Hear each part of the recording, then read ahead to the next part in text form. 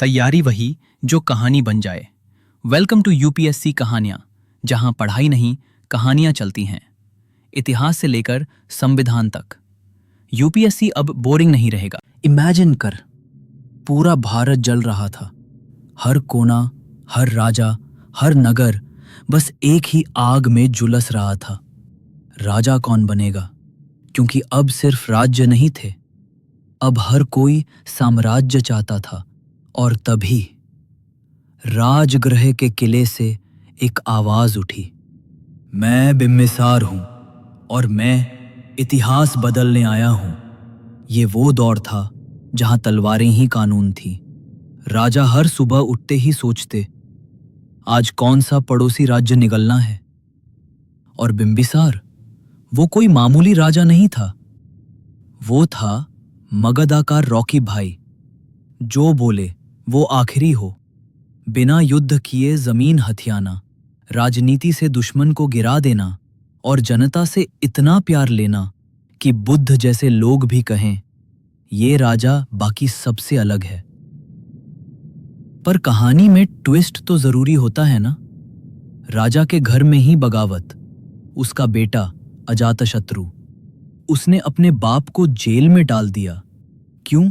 क्योंकि अब मगधा गद्दी नहीं थी, वो जुनून था। और इस जुनून में अब युद्ध भी था, खून भी।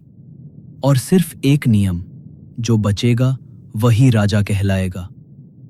अजातशत्रु ने हथियारों से नहीं, दिमाग से लड़ाई जीती। पहली बार युद्ध में स्ट्रैटेजी आई। घेरा युद्ध, गुप्त हमले और हाथियों को भी टैंक बना डाला। मगध अब आग बन चुका था और इस आग में कोई डायनेस्टी टिका नहीं। फिर आए नंदा वंश वाले। पैसा इतना था कि महलों की दीवारें सोने की बनवाई गईं, लेकिन अकड़ भी इतनी कि चाणक्य जैसे ज्ञानी को दरबार से धक्का दे दिया और वहीं से कहानी ने मोड़ लिया। चाणक्य ने नजरों से आग निकाली और बस एक लाइन बोली, अब तेरा विनाश तय है। अब कहानी में आया वो लड़का जो जंगलों में पला, जिसके पास न फौज थी न राज्य, पर दिल में था सिर्फ एक सपना, सारे भारत को एक करना। नाम था चंद्रगुप्त मौर्य और उसके पीछे था चाणक्य जैसा दिमाग, जो जहर को भी स्ट्रैटेजी बना दे। साथ में दोनों ने इतिहास नहीं, साम्राज्य लिखा, नंद को उखाड़ फेंका और पहली बार अखंड भारत का सपना हकीकत बना। और ये सब कहां से शुरू हुआ था? मगध से। मगध कोई राज्य नहीं था, मगध वो आग थी जो जब जलती थी तो राजा नहीं सम्राट बनते थे।